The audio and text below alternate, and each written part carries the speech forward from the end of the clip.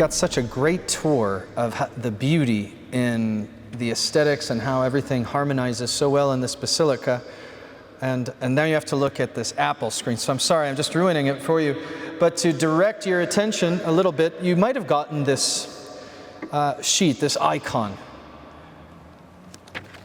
What you heard today in the Byzantine tradition is what we do every morning and every evening. We sort of weave these central doctrinal truths of our faith into our prayers, and we also have the privilege to gaze upon the truths in paint in our iconographic tradition. So we're going to begin a little bit with an image. This image you have before you is an icon of Christ, Pantocrator, from St. Catherine's Monastery from Mount Sinai. St. Catherine's is the oldest continually active Christian monastery in the world, built by one of the figures of tonight's lecture,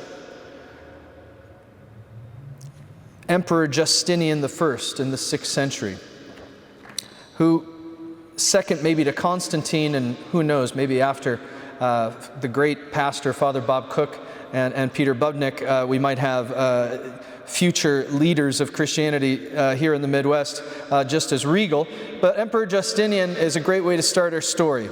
And Sinai is a better place to start still, along with the distinction as the oldest monastery still working in the world for Christians. St. Catherine's also has the longest continually functioning library in the world, and has galvanized a renaissance of scholarship thanks to its curator, Father Justin, an American monk who has opened the monastery's library's manuscript holdings to scholars throughout the world. Now, poised between two ancient centers of Christianity, Egypt and Jerusalem, St. Catherine's exists at the crossroads of Christian imagination. It bonds together Old Testament and New Testament because traditionally there, the reason a monastery was built was because it was there that God revealed himself to Moses in the burning bush. And in its nave, we have another manifestation of God itself in resplendent glory, a great iconographic panel of Christ transfigured before his disciples on Mount Tabor. The monastery also hosts one of the earliest specimens of Byzantine iconography that depicts the face of Christ. That's what you're looking at right here. So look at him. He's holding Scripture in his hand, associating him with wisdom, with revelation. He's also extending his hand in blessing. Moving up, you can cut the picture in half and recognize that his face is asymmetrical. Notice the severity of his right side and the delicacy of his features on the left. Icons aim not at verisimilitude like a photograph, but can press a story with paint. The story this icon wishes to tell is the breadth and depth of God's revelation in the person of Jesus, Son and Lord. The whole scene ties together attributes that we might rather keep separate: mercy, justice, priestly blessing, scriptural truth, Lord of all creation and created flesh. Here in this icon, divinity and humanity itself stares us in the face. The Sinai icon depicts the difficulty that the Christian church faced in this period when it comes to narrating who Christ is according to the Scriptures. To answer the question that Jesus puts to his disciples, "Who do you say that I am?" requires a revolution of our imaginations. That's why Christ came to bring a metanoia, a mind changing unto us. Because our imaginations need to stretch in order to hold together in tension what would rather be picked apart: that Jesus is truly God and truly man, consubstantial with the Father and the Spirit, and also consubstantial with us, without mixture and without division. St. Paul gives us one of the most eloquent early confessions of this in his letter to the Colossians. He writes about Jesus in this way: Christ Jesus is the icon of the invisible God, the firstborn of all creation. For in him all things were created, in heaven and on earth, visible and invisible, whether thrones or dominions or principalities or authorities, all things were created through him and for him. He is before all things, and in him all things stick together. He is the head of the body, the church. He is the beginning, the firstborn of the dead, that in everything he might be preeminent. For in him all the fullness of God was pleased to dwell, and through him to reconcile to himself all things, whether on earth or in heaven, making peace by the blood of his cross. I'm not fooling you. Paul calls Jesus an icon. Ikon theou eoristiu, an icon of the invisible God. Notice the way Paul continues to explain the significance of Jesus' role as icon. This does not imply any sense of demotion of his divine identity. In Jesus, the fullness of divinity dwells bodily, marked with that same good pleasure with which God the Father announces Jesus' sonship at the Jordan during his baptism by John. As an icon of the invisible God, Jesus' lordship and power suffers no diminishment. He exercises dominion over all things visible and invisible, angels and earthly things alike. He's called the firstborn, pointing to his role at the beginning.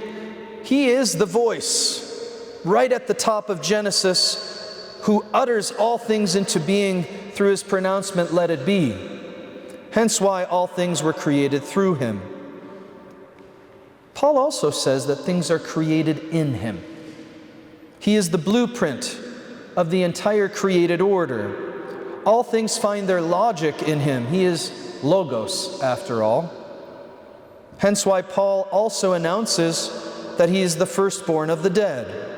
Having become incarnate, having taught us in word and deed unto his cross, his tomb, his third-day resurrection, he rises to the grave to verify that all that he accomplished was on our behalf. In so doing, he continues to provide the key to the interior logic of creation through his personal revelation as the icon of the invisible God. He becomes invisible again, once more, when he ascends into heaven, only to leave another visible icon here on earth, his body, the church. I'm so glad that the church can gather today here at St. Josaphat.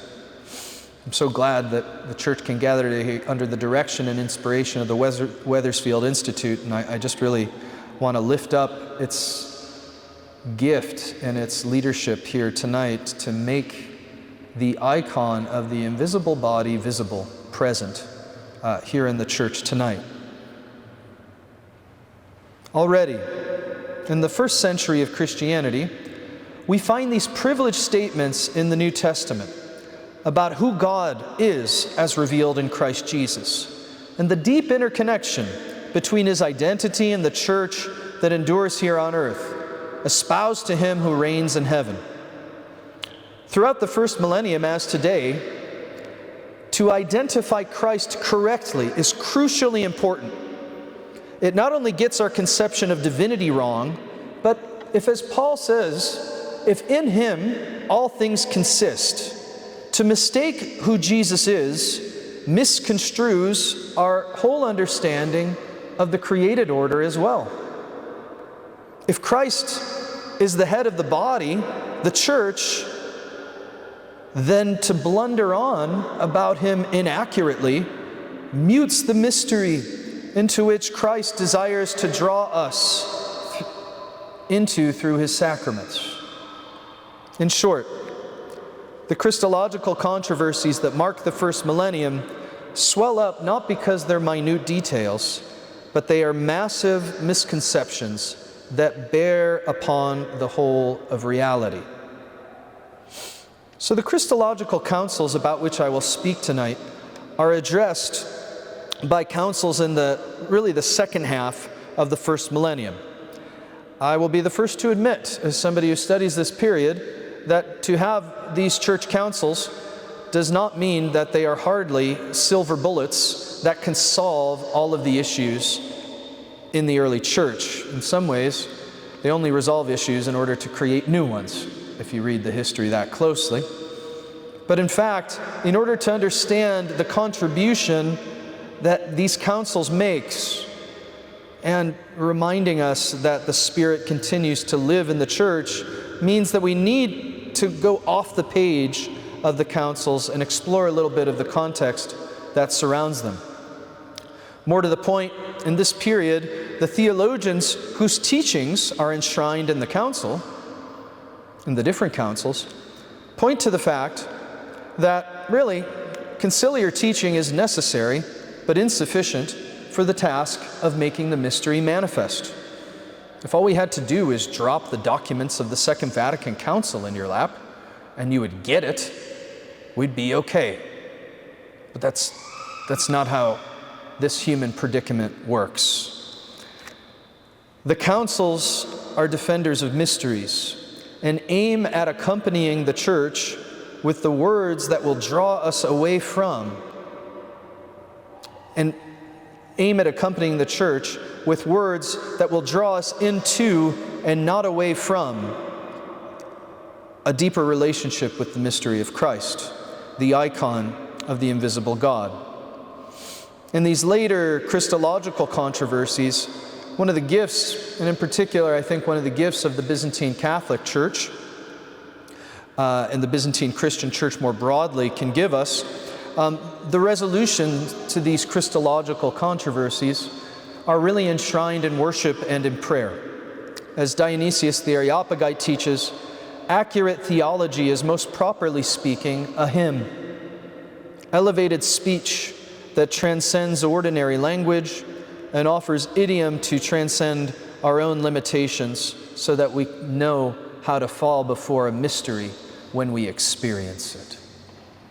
So tonight, we're going to begin briefly with what kicks off the second half of the millennium. It's a debate between Cyril of Alexandria and Nestorius of Constantinople, which sets the stage for all the future developments and controversies. Then we're going to look a little bit at the later Christological councils and the central figures in their debate. So that's Constantinople II, which takes place in 553. Its primary protagonist, hero, bête noire, depending on how you look at him through history, is Emperor Justinian. He's a theologian in his own right, as well as a great architect of churches and an articulator of doctrine. Next, we'll turn to Constantinople III, where Maximus the Confessor's theology determines how we understand how Christ's human and divine will interact and offer us a picture about the delicate points about his human and divine nature.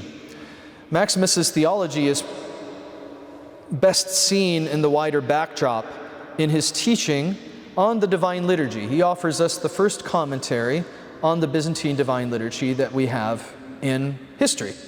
And it uniquely prepares, it's one of his earlier works, and it uniquely prepares for the controversy he's going to face in the later part of his life.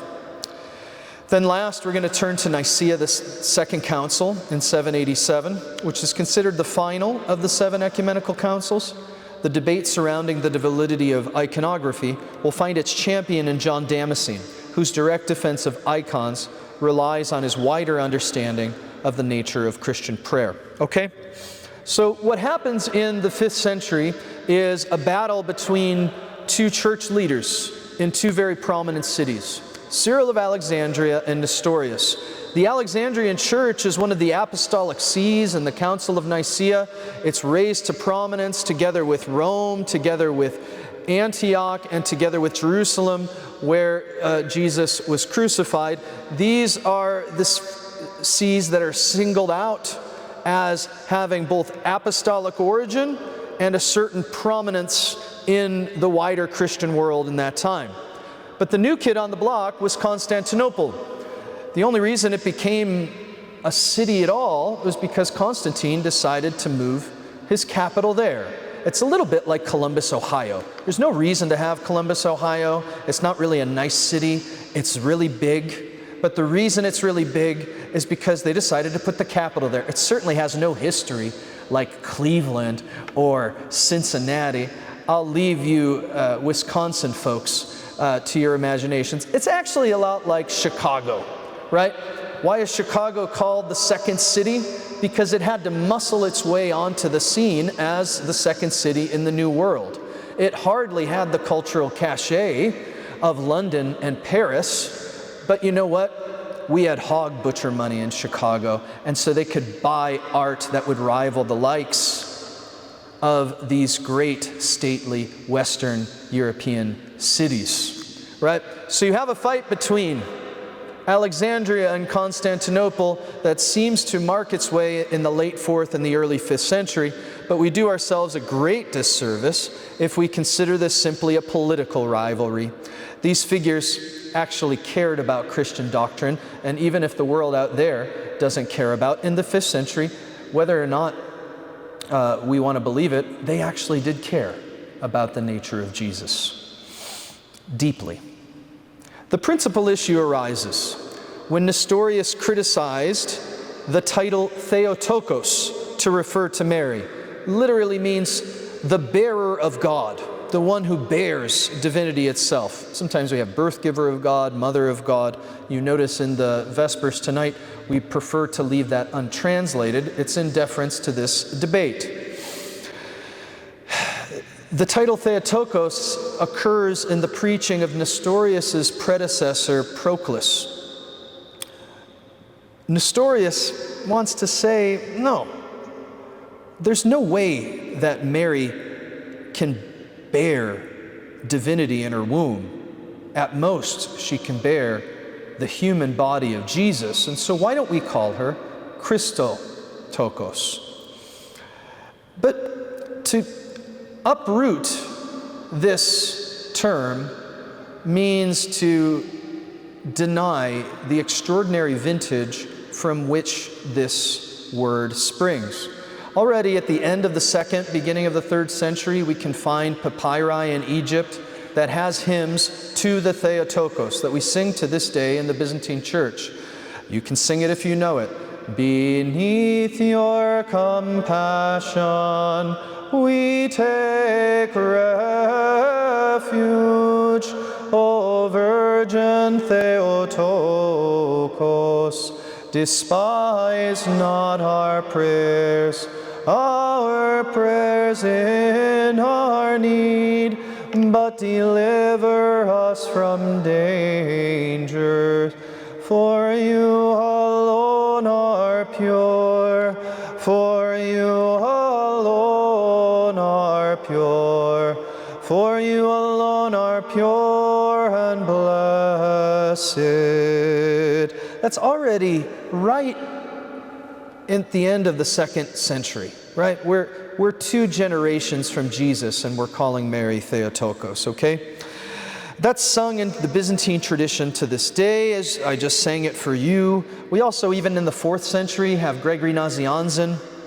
He admonishes anybody who would deny calling Mary the Theotokos in his letter to Cladonius, which is one of the most heavily quoted texts that's leveraged for its doctrinal clarity. Gregory Nazianzen is called the theologian, not only because he's a brilliant mind, but he just knows how to say things right. He's a poet. What's a poet but somebody who knows how to write words that age well? And his letter to Cladonius is one of the finest pieces of words from the Christian tradition that ages ever so well. He insists on the title. Nevertheless, Nestorius' minor point that Mary could not bear God, but only the human Christ, leads to major consequences.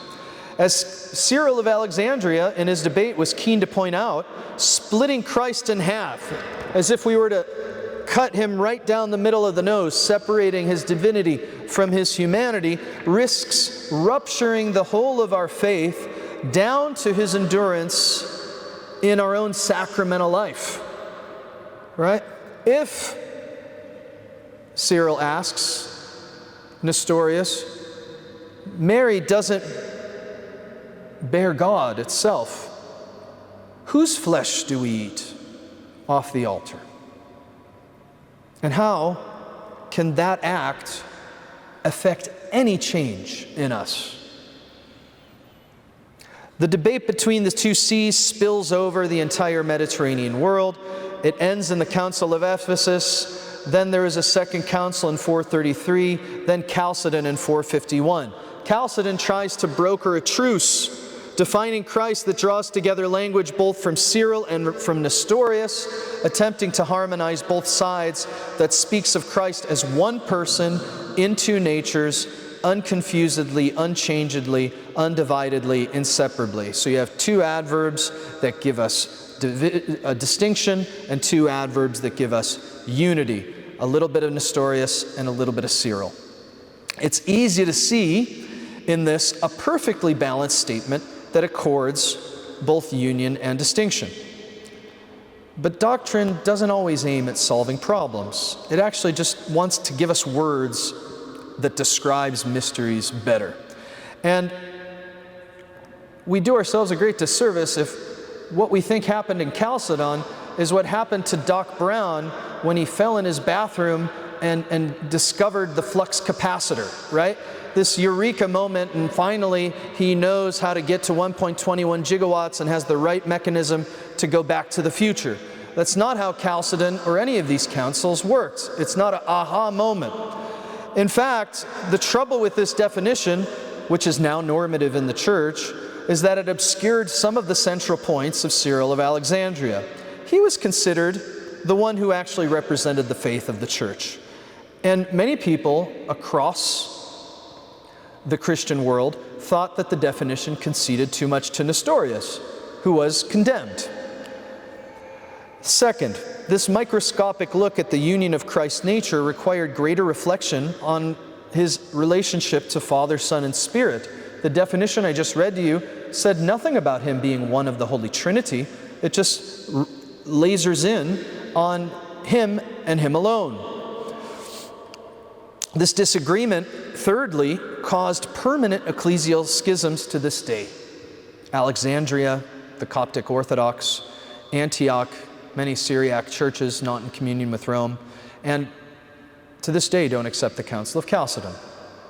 And it also split the ancient see of Jerusalem in half onward through the 6th century. Because it was a meeting place of worlds, Jerusalem was, they continually fought, and who wants to see Jerusalem fighting, huh? Nothing's new under the sun, isn't it? Ecclesial disunity also coincided with imperial threats from the outside as Persians and later Arabs sought to carve out swaths of the empire in their own conquest from dominance. So what's a God-protected empire supposed to do when it seems to be imploding and exploding at the same time? So, now we're in the 6th century. So who's our first character that attempts to broker a solution? Emperor Justinian stands next to Constantine as one of the most consequential emperors for Christianity and the Western world. He exercised extremely important legal reforms. His Corpus Juris Civilis is really the basis for canon law in the church and civil law today. He was a tremendous builder of churches across the empire, from San Vitale in Ravenna to Edessa to St. Catherine that I spoke out in Mount Sinai. His greatest work is the model of this church. It's Hagia Sophia, which was the model of St. Peter's Basilica.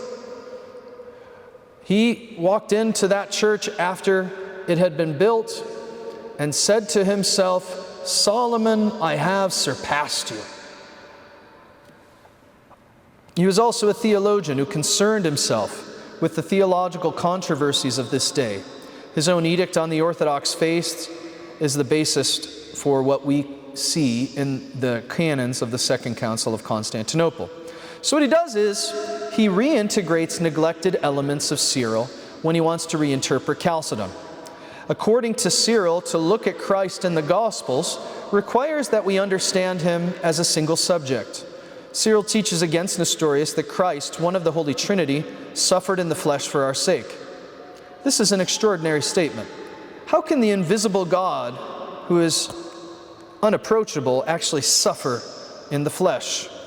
So against this view, Nestorius taught that Christ was divided in himself, so we can attribute anything to his suffering just to his human nature, not to his divine nature.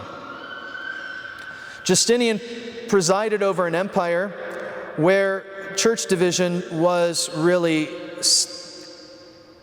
threatening the unity of his own empire. But despite the politics, he ended up orchestrating what we now have in the Second Council of Constantinople. And how did he go about doing it? Yeah, certainly he wrote theology, certainly he called a council, but more importantly, he went about by renovating worship. Because at this point in history, the hymn that is at the heart of Eastern Christian worship, we sing it at the beginning and at the end of Vespers, is the Trisagion. Holy God, holy mighty, holy and immortal, have mercy on us. That hymn, in the hands of anti-Chalcedonian supporters of Cyril, they added to the end of that hymn, who suffered in the flesh for us. Why is this a problem?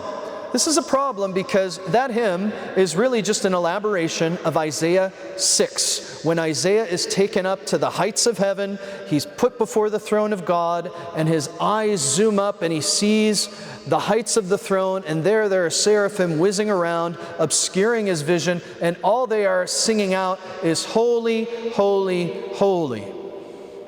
From origin onward in the Greek patristic tradition, that is a Trinitarian claim. Holy God, Father, Holy Mighty, Son, Holy Immortal One, Spirit, right? To add who suffered in the flesh for us confuses Trinity with Christology. And why should we disrupt this long-standing way that the church has determined God reveals his own name as Father, Son, and Spirit, his own being as a thrice holy, tri-personal unity? Why should we ruin that? Okay, to understand that Jesus is somebody, one member of the Holy Trinity who suffers in the flesh, is a point that Justinian is prepared to grant. But let's not mess with the Trisagion. Instead, I'm going to put another hymn in the Divine Liturgy, the Only Begotten Son, homogenes, as it's called in Greek. And we sing it at every Divine Liturgy to this day.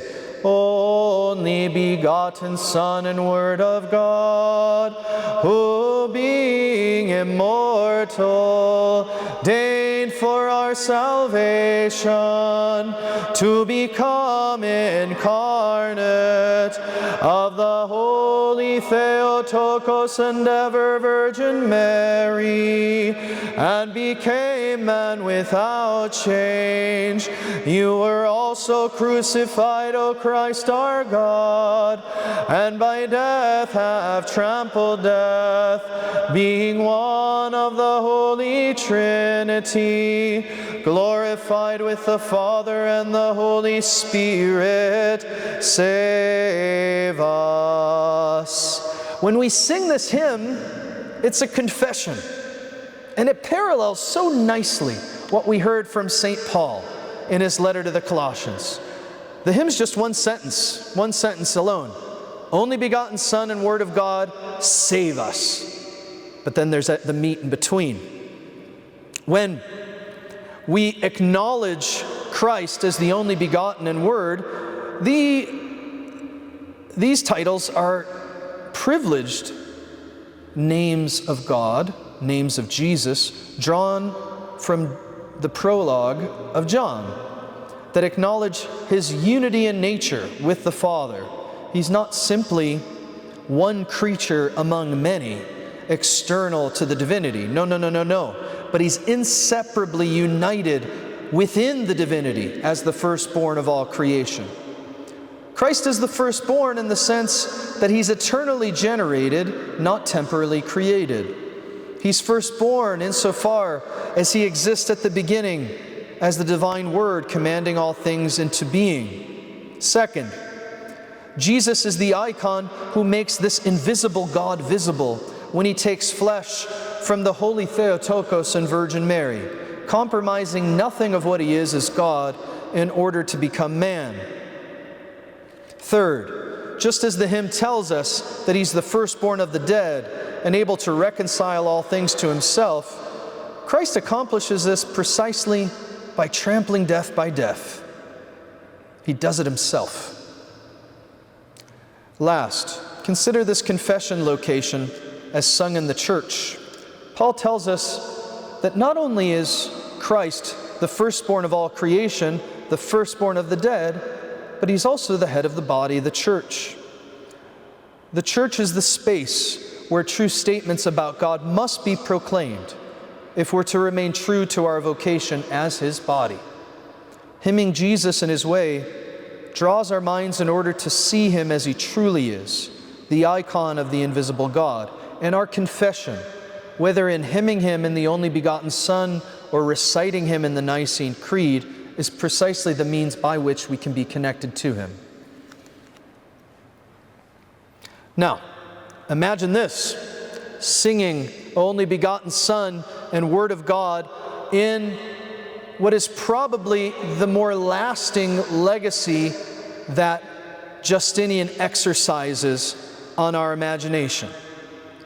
Hagia Sophia, for more than 1,000 years after it was rebuilt on the site of a destruction, it was rebuilt in 537 due to a sports riot that went terribly wrong.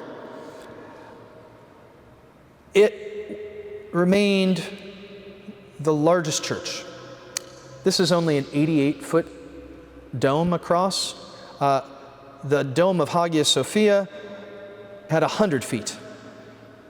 There you go. It was unrivaled until 1500s by the Seville Cathedral in Spain. Its dome and pendentive support influenced Michelangelo's original design of St. Peter's Basilica. The only thing that distinguishes St. Peter's from Hagia Sophia is that after Michelangelo died, Carlo Maderno extended the nave and made it a more Latin cruciform structure with a longer nave. The thing about Hagia Sophia is that that dome actually influences worship. A 100-foot dome creates acoustics worse than what you're hearing right now. There is a 10-second echo in Hagia Sophia. So if you were to go there today, unfortunately today it's a mosque. We pray that it end its captivity soon. You sing and the voice remains in the air. The acoustic effect that's worked to support the points that were made in the hymns of the Divine Liturgy. I think of the Cherubicon, the cherubic hymn that we get to sing every Divine Liturgy. Reminds worshipers of their iconic role mirroring heavenly worship on earth. Let us who mystically represent or become icons of, more literally, the cherubim and sing the thrice holy hymn to the life-creating Trinity, now set aside all earthly cares, that we may receive the King of all invisibly escorted by angelic hosts. Alleluia. It's easy to imagine our hymnody connected to the angels if bodiless voices continue to hang in the air through the echoes. It's easy to imagine that we are members of his body, he who is invisible, if we are transformed by the verticality and invisibility that Hagia Sophia and its acoustics provide. So when we sing the only begotten Son in this way, it gives us more than content, but refigures an icon of the invisible God, Lord of all things, visible and invisible, even the ranks of angels, thrones, dominions, powers, united in worship, all of these things exist to serve him. So now we get through from the 6th century to the 7th century, and I tried to impress upon you how church architecture and liturgy interacted to provide and assist the church in confessing Jesus as the icon of the invisible God. We see, however, as worship became more elaborate, it required greater care and explanation to drive this point home. Writing in the century after Justinian, Maximus the Confessor engages the next set of controversies that come to bear in the Third Council of Constantinople held in 681. Prior to this, we saw that this renewed emphasis on interpreting Chalcedon in light of Cyril, it sees new challenges. Justinian's answer was still unsatisfactory, and it still divided the empire from within. In fact, external forces captured territory, first the Persians and then the Arabs, and in particular the spiritual heart of Christianity, Jerusalem. The Persians captured it in 614. It was briefly retrieved by Heraclius the emperor, only to fall again to the Arabs in 638 when it was surrendered unto the Arabs, now to this day, by Maximus the Confessor's spiritual father, Sophronius of Jerusalem. In an attempt to bolster unity within the empire to face these external pressures, Christian doctrine became once an issue. The Chalcedonian formula insisted that Christ be one person in two natures. Okay, we can handle that, they say in the 2nd century. But if he can have two natures, maybe we can talk about him as having one activity or one will. Would this be a reasonable compromise? This is what the empire and its supporters in Constantinople tried to ask and tried to implement by imperial legislation. For Maximus the Confessor, the Gospels and tradition could not abide that Jesus have simply one activity or one will, for it compromises our access to the icon of the invisible God. To melt his wills into one creates a monster that no longer has communion, neither with God and neither with us. And so when you look at, from his earliest days, this controversy that he has to face comes at the end of his life.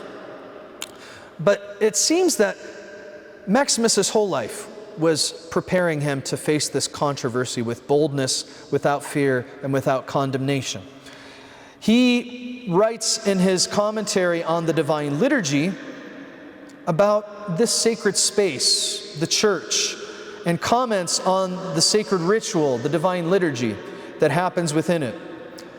It's almost as if architecture and worship itself becomes a theological source for Maximus, not just assisting, but manifesting its truth.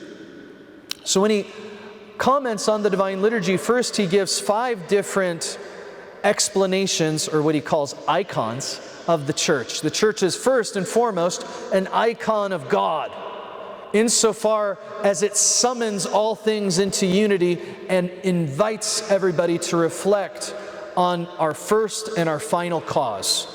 A church like this does it so well. All you have to do is look up, and you begin to ponder, why the heck am I here, and what am I here for? Well, Maximus answers that. The church as an icon of God gives us our reason to being. It gives the worshiper his identity. He writes, a Christian is simply to belong to Christ and to bear his name. To belong to Christ and to bear his name. He moves through these other reflections on the church, moving ever so slowly down to the level of the human soul.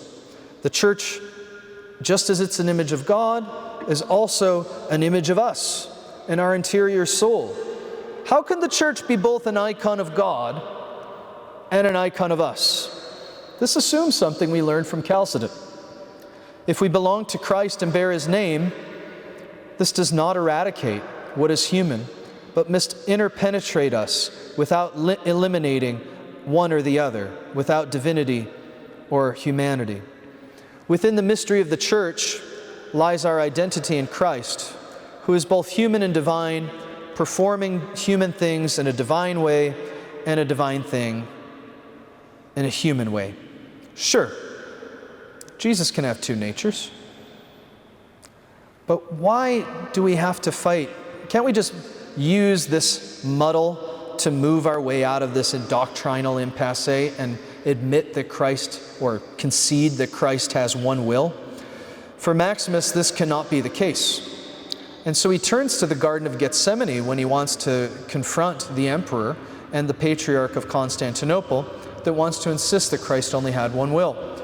Here, in the Garden of Gethsemane, we have two very distinct wills on display. Not my will, but thy will be done. Maximus teaches that for Christ, in order to have a true human nature, necessitates that he must have a true human will. Now, to be clear, Jesus' human will is not of that of a reluctant teenager defiantly obeying an overbearing father. His will is a deified, perfect human will, but a human will nonetheless. And so, what do we make of the fact that Jesus' human will seems to recoil against the idea of his impending death? Why does he sweat blood? Why does he ask that the cup pass from him? Maximus shows that it's actually quite natural for a human will to fear death. There's nothing fallen about it. Death's unnatural, actually. In doing so, Christ verifies his true humanity, not a fake one. So it's not a mask or a part that he plays, but he actually embodies a human will that naturally finds death repugnant. The gift that Jesus gives in the Garden of Gethsemane, and the gift that Maximus gives in his teaching about Christ's human will, is that it affords us the opportunity to let our own will be elevated to his, not dissolved in the stew of divinity, not overrun by the supremacy of the divinity, but we can elevate our own human will into his own divine heart. Hence why Maximus's early work on the liturgy can be a great landscape to understand what we're talking about in the Garden of Gethsemane. Think about the church and its worship, the Mass, the divine liturgy. How is our will best harmonized with the divine will? We sing the Our Father. What the Our Father does, according to Maximus the Confessor, is that's the prayer that performs divine adoption in the divine liturgy, offering sonship down to the level of our wills. He even comments on the Our Father in a separate work to point this out to us. I think it's really beautiful. We don't teach the Our Father to children because it's a simple prayer. We teach the Our Father to children because it's an excruciatingly difficult prayer, and we have to spend the rest of our life catching up to the profundity of what we learned as kids. And that's why the Our Father that we mutter under our breath is also the prayer that's in the most intimate part of the intimate part of the divine liturgy. It's right before the reception of communion. It's the place where liturgical and personal prayer come together. Liturgy, prayer, and sacraments are the very tools that God uses to tune a will that can sing in concert with God's own. When we look at Maximus, he simply just could not accept compromising this vision of Christ, in whom is hidden these treasures of wisdom and knowledge of what a perfect will looks like. To deny a human will to Jesus denies us access to the unity for which he prays to the Father, that they, you and me, be one as we are one.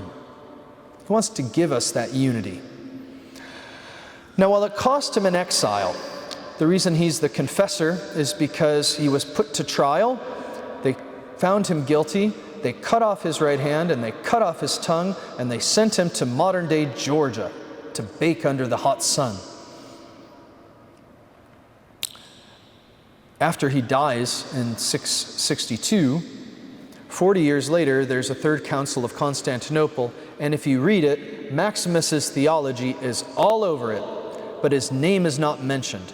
Why? Because they were embarrassed for having tortured and mutilated the very person who resisted distorting the icon of the invisible God for the sake of political expedience. So, now with Maximus the Confessor, we see that the doctrine of Christ involves even the more minute stirrings of the human heart. We saw that in the Garden of Gethsemane. Now look, that's where we see Christ's own prayer modeled on display.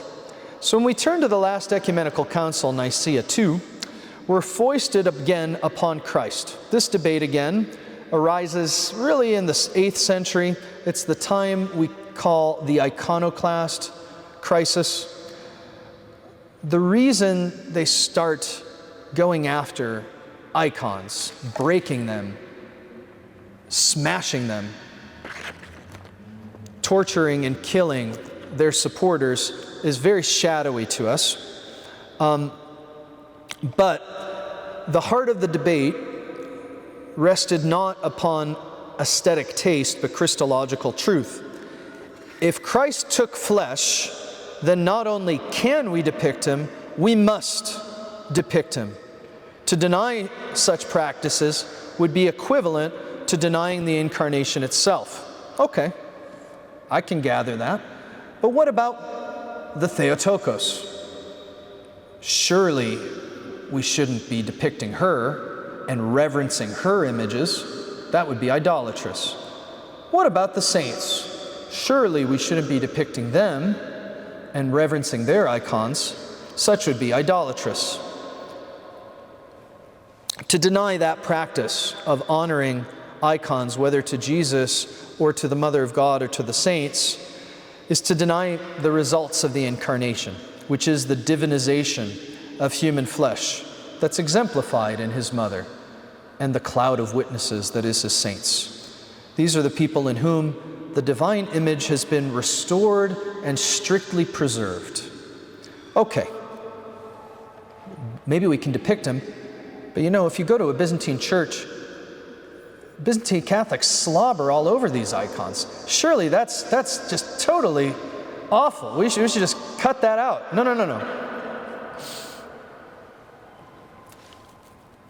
John Damascus, who's considered the last of the fathers, he comes in really handy here. He makes a distinction between veneration and worship. Veneration, proskinesis, literally to bow, is something we commonly see throughout the scriptures, right? Jacob and Esau bow to each other when they see them, right? We bow to our friends. And if the saints are our friends, surely we can bow to them as well. Worship, however, is reserved to God. Now, just one last thing. If you guys all seem to be pretty serious Catholics here, and even if you're not, I direct your attention to the Catechism of the Catholic Church and its opening of the 4th part on prayer. The 4th part of the Catechism on prayer was written by a Byzantine Melkite priest, Jean Corbon. They desperately wanted, that is the drafters and the drafting team of the Catechism of the Catholic Church, to have the Eastern Catholic churches teach the whole church about prayer. And so they chose Jean Corbon, who wrote some of the most beautiful parts of the Catechism while a civil war was going on in Beirut, and nevertheless he could talk about union with God so eloquently, even though he did it with bombs going off and sitting in a bomb shelter.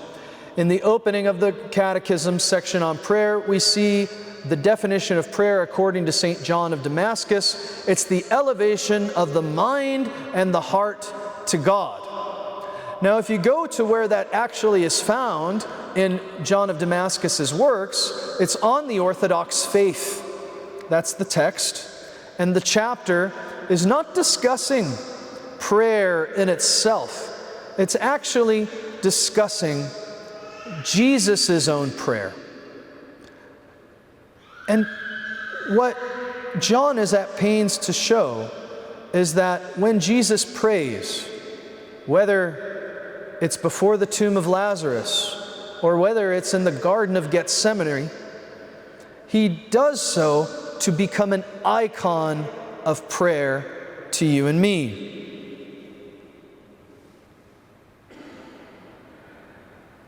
His mind need not ascend. He's already hypostatically united in mind and heart to God, Father, and Spirit. But we need to ascend. And when we look at an icon of Jesus, whether he's praying or he's blessing us here, we interact with that icon. And recognizing that interacting with that icon does something to us. It's not just a one-way street where this is manifesting, where we're just manifesting our love and devotion to the God up there. This God is making himself manifest to us down here. And he gives the image when he's talking about Jesus' flesh as wood and fire, okay? When a piece of wood catches on fire and I were to throw it at Peter, do I say the wood caught him on fire or the fire caught him on fire? Doesn't matter. It's totally consumed. It's totally consumed by it. The wood's there, but it's totally consumed by it. And so, John Damascene will say that Jesus' flesh is owed the same honor. And so when we think about praying, what are we doing? But we're before Christ's own flesh here, if this is his body and the church, and it's charged with his divinity. And that's why it's owed the same honor, whether it's genuflecting or kissing the sacred images, lighting candles, actively participating in the liturgy. All of this does something crucially important, but confirms our faith in the incarnation. John Damascene teaches, I do not worship matter. I worship the creator of matter who became matter for my sake, who willed to take his abode in matter, who worked out matter, my salvation through matter. Never will I cease honoring the matter which wrought my salvation. What's the point John wants to make? Matter matters. That's what the Second Council of Nicaea wants to teach us. Matter matters.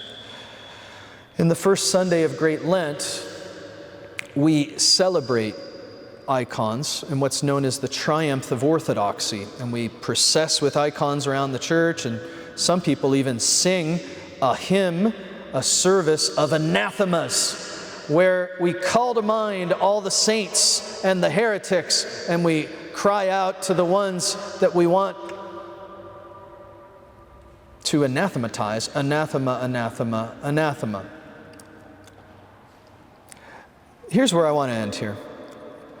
If you were to go to a Byzantine church on the first Sunday of Great Lent, and you were to see this service, it's absolutely startling, right? Don't we want to be nice? It is 2025, right? Yeah, can't we all just get along? Why do we got to cast out the heretics that are long dead? History has already done the better part of burying them. But here's the gift of the church. The church has a capacious memory, and it desires not to blot out the memories of our difficult past, but to call them to mind. It's crucial, because I don't know if you've ever had a family member who suffers from dementia or Alzheimer's disease, but to forget, to lose your memory is tantamount to losing your very identity. You can look at that person, and it is and it isn't the person you love, right? The church, more severely, if we are an amnesiac church, we're rendered impotent to make Christ the icon of the invisible God available for contemplation, because he alone can convert our impoverished imaginations to see the world otherwise than a predetermined doom scrolling to destruction. Rather, when we come here, we can contemplate the firstborn of the dead, who's been lifted up and draws all things to himself. This is simply the only icon worth hymning. I want to thank Peter. I want to thank Father Bob. I certainly want to thank Father Tom and the folks from Annunciation and from St. Mary's to provide such a sumptuous feast today. Thank you so much.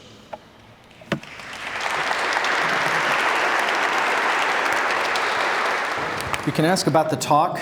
You can also ask about St. Josaphat. I will just preface this by saying, I really love this basilica. It was a real treat to be in here. He's dressed wrong. You should know that he is a Byzantine Catholic priest and bishop. He's the first, this is for your edification.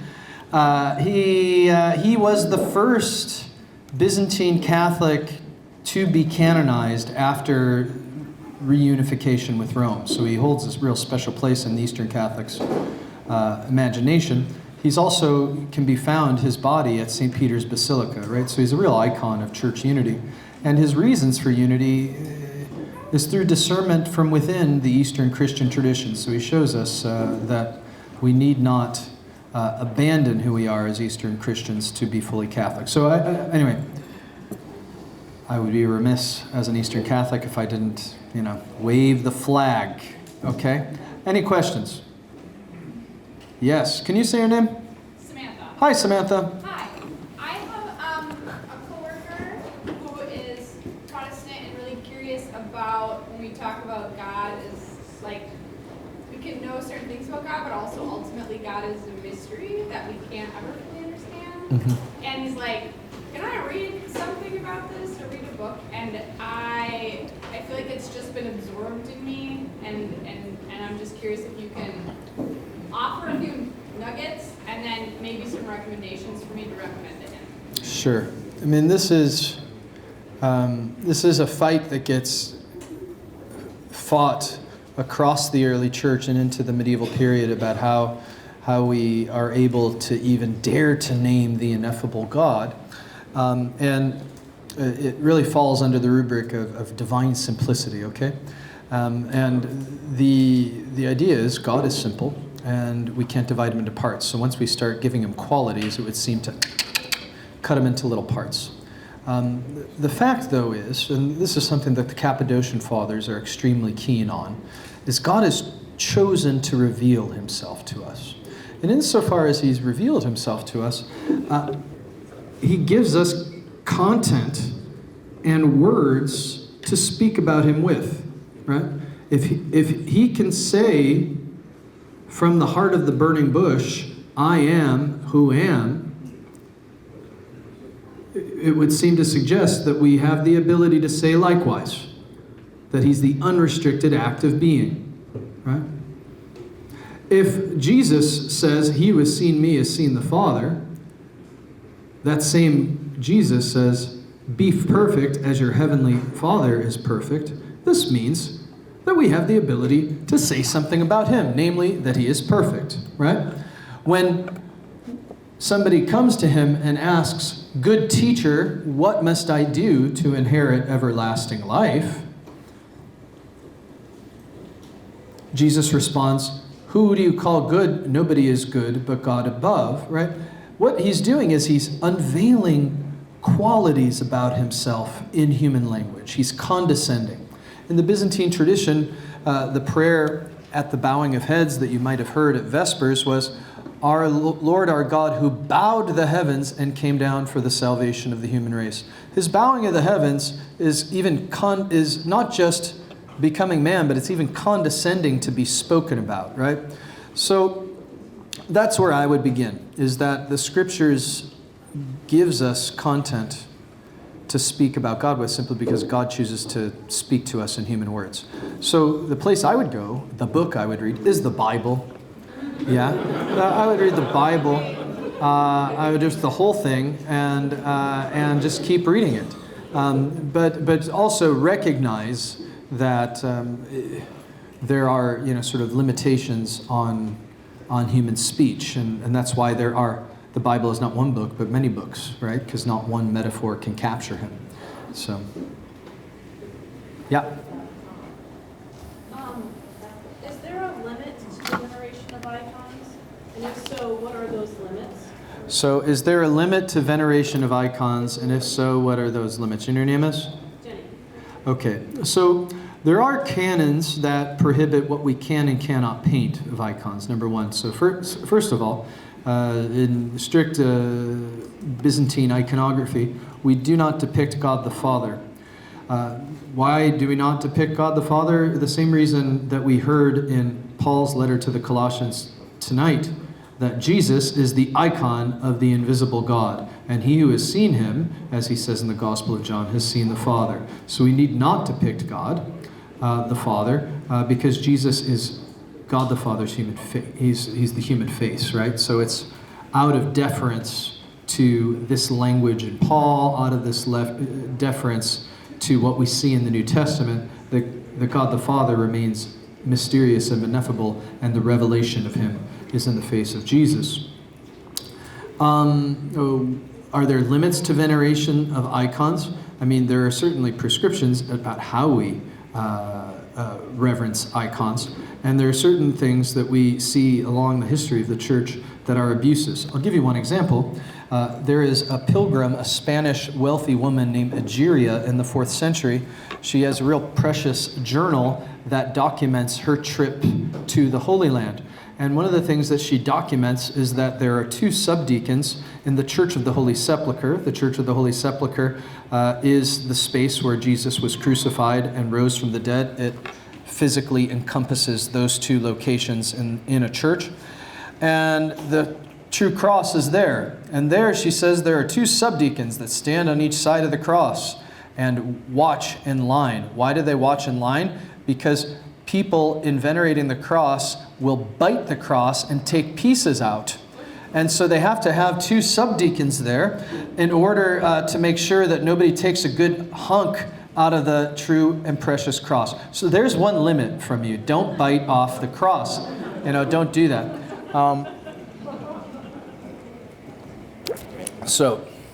Very good.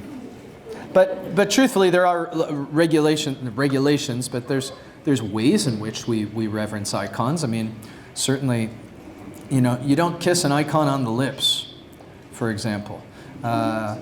It's typically accompanied with signs of the cross and bowing, right? So it's not just sort of any old way. I mean, it's a ritualized embrace, right?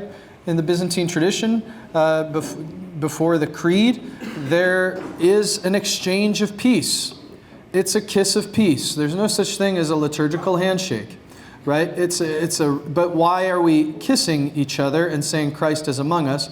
Not because we want to be romantic in church, but it's a ritualized activity that elevates our normal way of being, right? So when we approach icons in this way, recognize what we're doing is not just familiarly saying hi to our friends, but it's a proskinesis, it's a bowing down, it's a reverence, it's a liturgical act. So,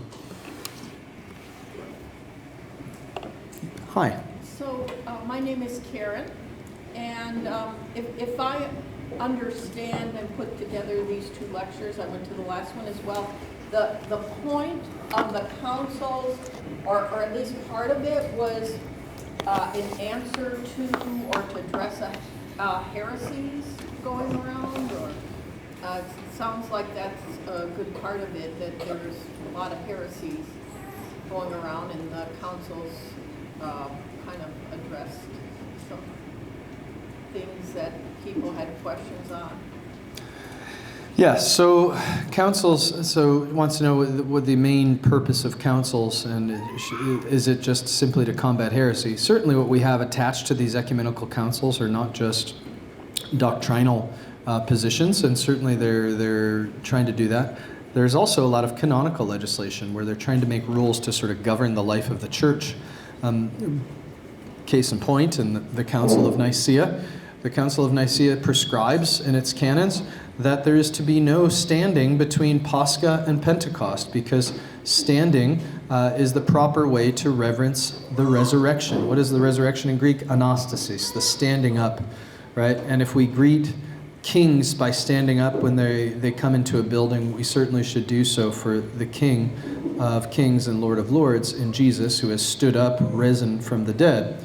So it governs just the basics of church life. The Council of Chalcedon, about which I spoke today, for example, also determines that Constantinople is to be listed as one of the 5 principal sees of preeminence, along with Rome, Jerusalem, Antioch, and Alexandria. This was hotly contested because, like I said, Constantinople was the new kid on the block, but it also wants to ensure and assert that we understand the order of things about how the church is ordered and regulated. So councils, in short, they respond to crises in theology and doctrine and attempt to arbitrate this dispute, but it also is trying to govern basic church life as well, right? So the collection of canon law today in the Eastern Church, in the Eastern Orthodox Church, is actually known as the Rudder, and it's just a compilation of all these councils. And it's through these councils that you have your rudder to navigate this stormy sea of life, and that includes both doctrine and practice. So this is an icon, right? That's correct. Okay. Is this considered, so there are certain traditions of how to respond to this icon, but this isn't the original icon, this is an image of an icon. So does this become a sacramental if I have it blessed? Can I have it blessed? Does it need to be blessed? Or does just the image itself demand some sort of particular respect? You can bless anything you want, you know? So if we could bless that if you want it. But, I mean, here's the thing. I mean, Do you understand? I do. And to your point, you know, in the Eastern Christian tradition, there is even some aversion to the proliferation of prints like this, precisely for that reason, because they don't want to debase sacred images. And, you know, I know of people that will, you know, they'll get those icons and then they'll burn them because they'd rather burn them in a sacred way than to just throw it in the trash, for example, right? So there's nothing wrong with that. I think I stand with John Damascene. I do not worship matter, but I worship the God who created matter and used matter to work out my salvation. And I think one of the tools that we have at our disposal in 2025 is the ability to proliferate these images. And I would use any way possible to get the face of Jesus here than, you know, just scrolling on, you know, some stupid recipe news feed on TikTok, you know. So let's use these images to cancel out the other images. So I can have this blessed. Go for it. And I can frame it and respect it with. That's right. But you better pray for me when you do it. You see, I need your help. Yeah, John. Could you elaborate more about a quick comment you made, which I interpreted as being about deification or salvation or theosis, where you said the Maximus appeal in the Sixth Ecumenical Council, around that, you know, which the council revolved when he made the appeal, the prayer that Jesus made in the garden. Could you say a little bit more about how that relates to our salvation at this stage? Do you have more thoughts about that? So he wants to talk about how the Garden of Gethsemane relates to our salvation. And it, you know, in the Old Testament, we see very much the Lord of Israel reveals himself in no uncertain terms that he is, right? I am who am, okay? And in the New Testament, we begin to see in a more clear way how God is, how he interacts with humanity, right? And one of the ways we find that is in the Gospel of John. You have all of these famous I am statements. I am the good shepherd, I am the door, I am the gate, I am the vine, you are the branches. And you begin to see the quality of how God exists in relation to us. In the same way, the Synoptic Gospels will continually show us that Jesus prays. And in the Gospel of John, specifically, we see how Jesus prays in a marvelous way. We see him in his farewell discourse showing his intimate life between Father and Son. The only other space that we see that in the Synoptic Gospels is the Garden of Gethsemane. This is where we see the intimacy of how Jesus and the Father relate. And we're invited by the Gospels to see into that relationship because Jesus comes to invite us into that same relationship. Yeah? And so he puts his human will on display and shows it bare for all of its aversity to death. He shows that he truly has it. And he shows that it is possible for a human being, under the direction of grace, to align one's will with God's will, right? And when we align our will with God's will, what is that but imitating Jesus, right? And when we imitate Jesus, we're transformed into Jesus. So that's why at the heart of the Our Father is really another reiteration of Gethsemane. You know, thy will be done. That's why in the Our Father is just another reiteration of what Christ does in his crucifixion, which is forgive, right? Forgive them, Father, for they know not what they do. And we're told that by the Our Father that the very means that we're saved is through the forgiveness that we dish out unto others, you know.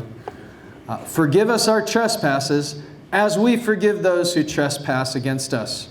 Our ability to forgive others is bound up with God's ability to forgive us, right? And so this is the way we imitate the Lord. This is the way in which our will can be configured to the divine will, right? The divine will is unperturbed. It's apathes, right? We need to unify ourselves to that unperturbed will and be able to face the trials that we have to, whether it's at work, whether it's at home, whether it's getting up in the morning to say our prayers or go to the gym or going to bed at the right time. Those are all the ways in which we condition our will in union with the divine. And we get Gethsemane to do that, and we get the cross to show us that, and we get the Our Father to mutter through our days to do that as well. So, yeah. Oh, Peter, sorry. Yeah. Two questions. First being, do the Byzantine reading, daily readings align with the Latin or Roman readings? Do the Byzantine readings align with the Latin readings? No. It's a one-year lectionary. So you would not have read this morning's epistle? I would not have. I mean, I would have if I were smart, you know, but I didn't. I knew that you'd be speaking on the iconoclasts and the line in Paul in Colossians where he describes Christ as the icon of the living God. This morning's daily readings were from 2 Corinthians, where he describes, sorry, I'm pulling it up,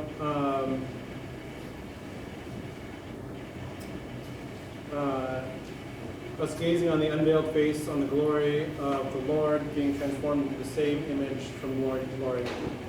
And then again, Christ, who is the image of God. So I'm curious if there's much linkage between Colossians and that section of...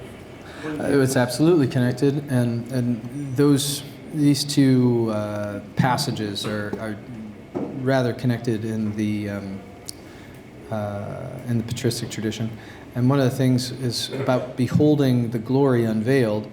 You know, Paul will say elsewhere there that we see dimly as in a mirror, right? And what Maximus will say, Nyssa will say, is that as the divine likeness grows in us, what is the divine likeness but a mirror? And it continually gets clearer and clearer and more resplendent. How are we able to see his glory unveiled? It's when his image grows in us more clear as in a mirror. Yeah. So that's you know, our ability to see God is measured out to us according to our nearness to him. Yeah. And yeah. How many icons are there in the Roman Catholic Church? I stopped counting. And how many icons are in the, say, Russian, Serbian Orthodox Church, and how do they differ? Yeah, so how many icons are there in the Roman Church? How many of their icons are in the Orthodox or Eastern Christian traditions?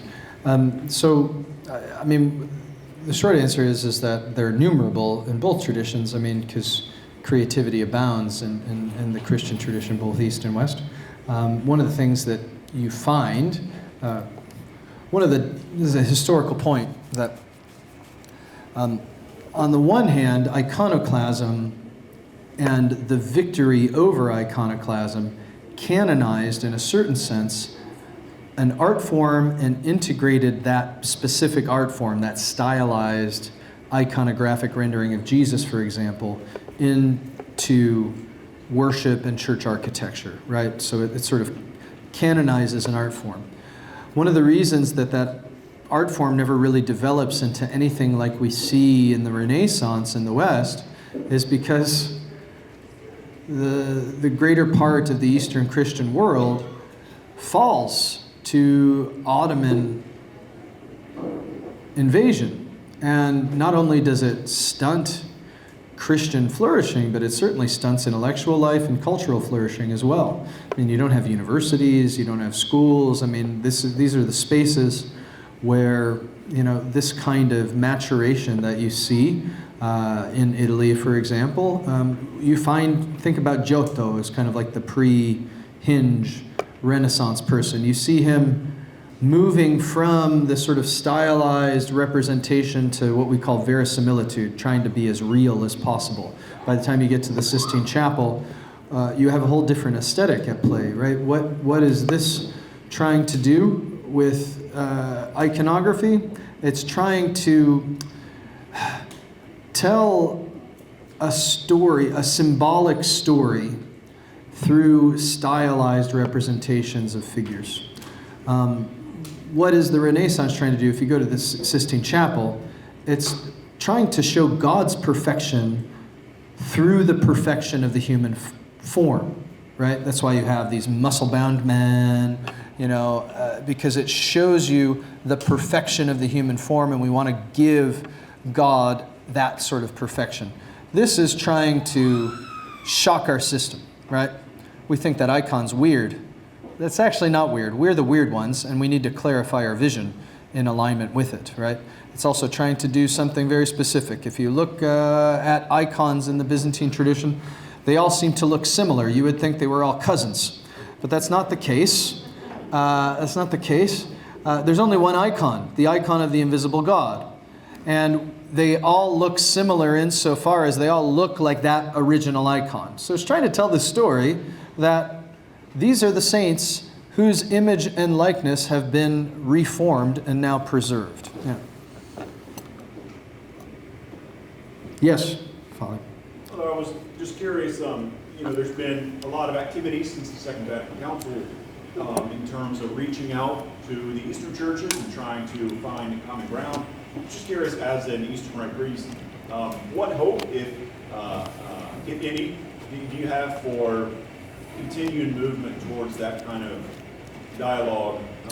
With the Orthodox churches, you mean? Yeah. So like beyond just theological statements. So for instance, I heard that a number of years ago, the Coptic Church finally recognized the Catholic baptism, which is pretty remarkable after 1,700 years. That dialogue was, put on ice for a while, but I just wanted to kind of. Yeah, so what hope do we have for unity of the churches or rapprochement between Orthodox churches and the Western churches? I looked to Pope Francis, and one of the most beautiful things that he did is he spoke about the ecumenism of blood.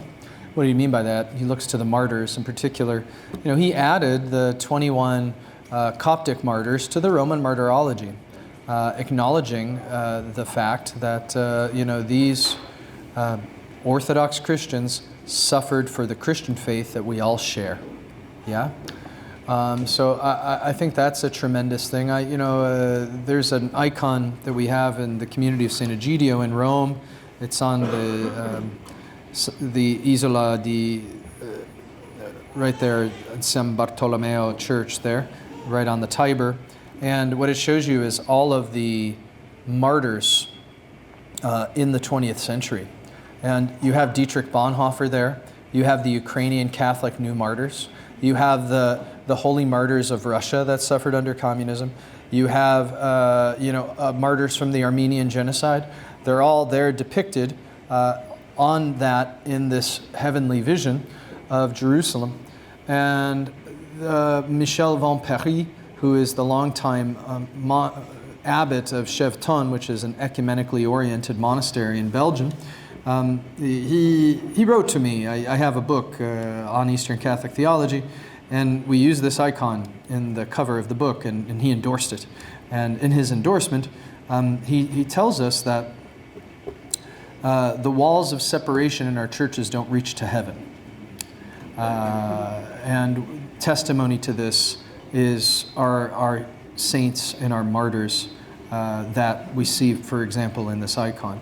So I think that greater recognition of general Christian persecution that affects both Catholics and Orthodox is also a tremendous way forward and an unfortunate side effect to the abject violence that we're suffering right now in this world. But it is a gift that can call us to unity and to call us to acknowledge that we share an apostolic faith. And I mean, this is what the Second Vatican Council has consistently taught. Afterward, that the Orthodox churches are apostolic churches, they're sister churches. They have everything we have, except we just don't have communion. So, yeah. Well, and the Pope. I mean, the Orthodox. Yeah, but I mean, but even the Pope would say this. I mean, this is in Ut Unum Sint, and John Paul II has specifically said this, is that we're the two lungs of the church, and that we're they're truly churches in the full sense of the term. We just lack communion with one another. Yeah. So is the answer for the Eastern rites? It sounds like maybe that's kind of the way to yes and no. I mean, so are the Eastern rites the right figure to reunify East and West? Yeah, no. I mean, if you ask certain Orthodox Christians, they'll say that we're the biggest obstacle to unity because we're the sad fact of ecclesial colonialism. That's absolutely stupid, and I'll say that publicly, because the fact is, while there are certain historical factors that would seem to suggest this, those sins don't clutch to the root, and the fact is that I stand with Father Michel, is that these divisions don't reach to heaven. And I share in a sacramental and theological and liturgical expression that is absolutely akin and at home in the Orthodox tradition. What I say to what's the way to union? I don't think it would be that to have everybody become Eastern Catholic. I think let's face it, the church multiplies by division. The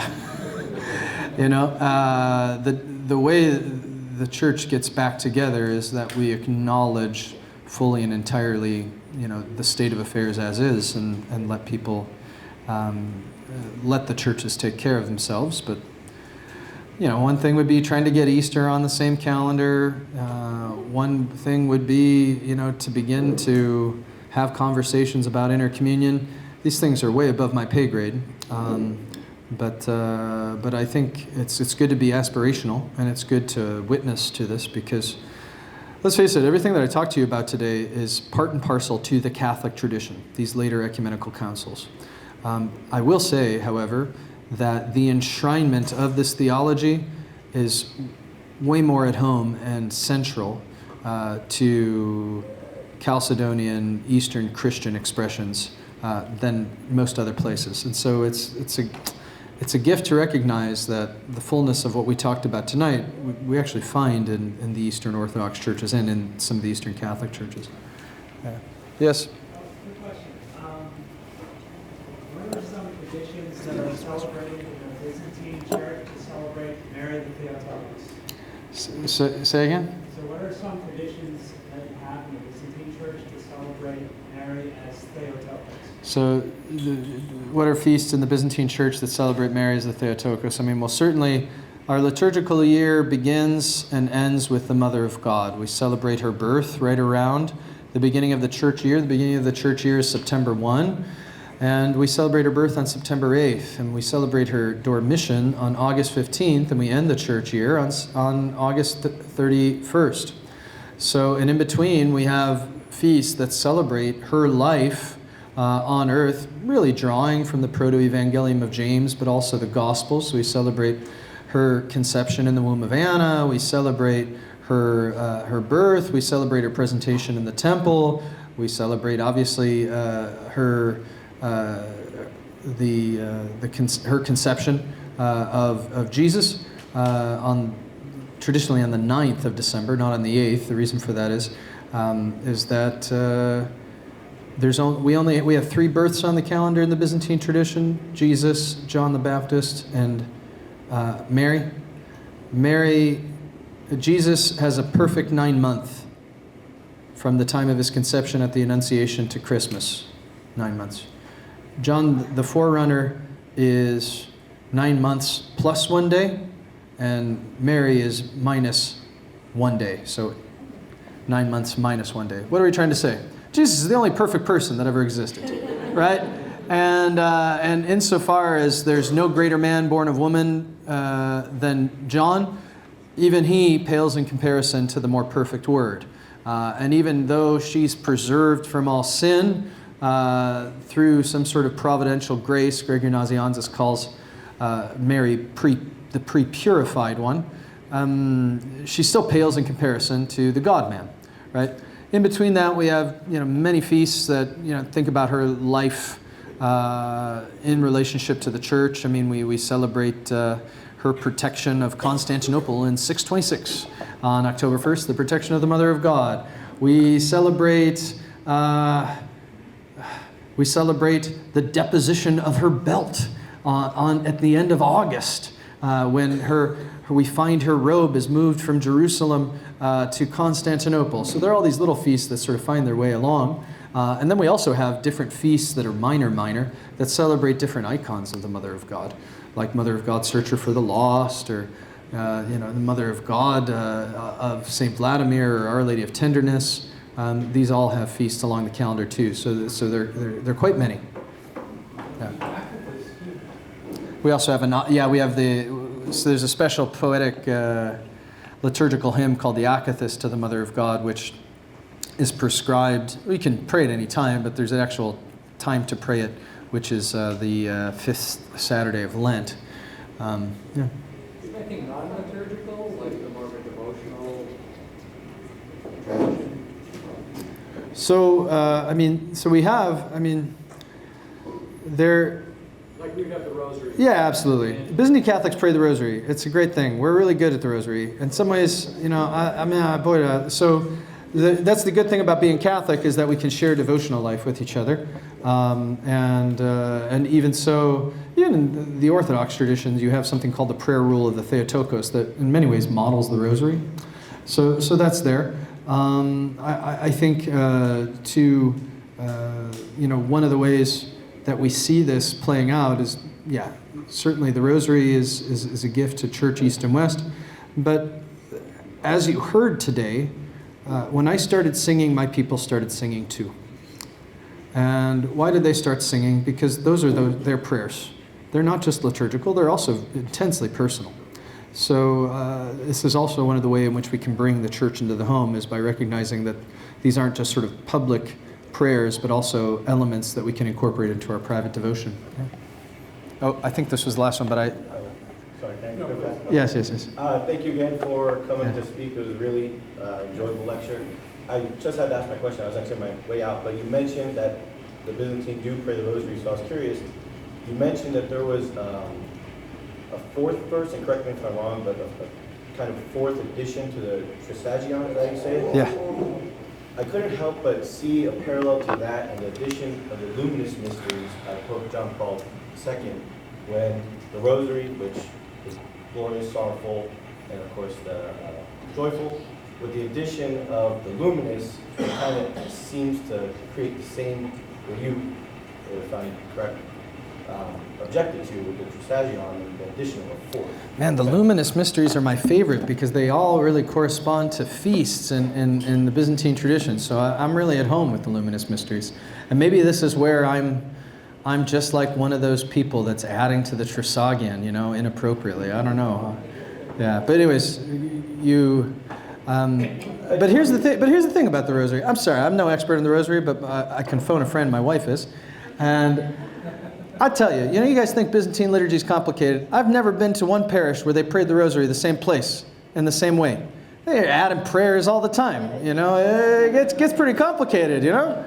So I mean, that's the point. I mean, but that's also the point of private devotion, is that, you know, we can add, you know, "O my Jesus, forgive us our sins, save us from the fires of hell, lead all souls to heaven, especially those in most need of thy mercy." I mean, I've been to places where they didn't do that, and I was like, oh. But it's also because that's the gift of private devotion, is that it can be more expansive as well. But so I don't want to belittle what you're saying, because I think it is you know, important to kind of reflect on major changes of piety. But at the same time, it's also the gift of private devotion, as Father Bob pointed out, that you can have this sort of expansive and inclusive way to fit a lot of different kinds of things in they wouldn't be able to do together. So, yeah.